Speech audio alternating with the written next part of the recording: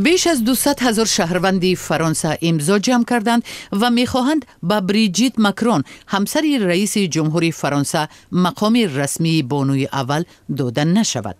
در جریان معرکه پیش از انتخاباتی امانوئل ماکرون از رئیسان جمهوری پیشین بارها انتقاد کرد که تا حال مقام همسر رئیس جمهور را قانونی نکردند و این راه را برای خرج‌های مستقیم و بی نظارت بانوی اول از بودجه دولت باز کرد.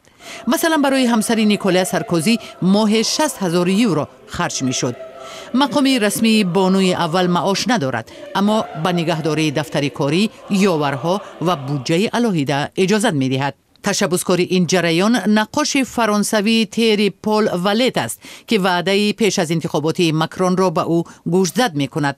ماکرون در جریان معرکه انتخاباتی گفته بود که همسرش تنها نقش جمعیتی خواهد داشت و پولی انداز سپارنده ها به او صرف نمی شود. نقاش می گوید که ماکرون از حالا چند کاتب و محافظ دارد.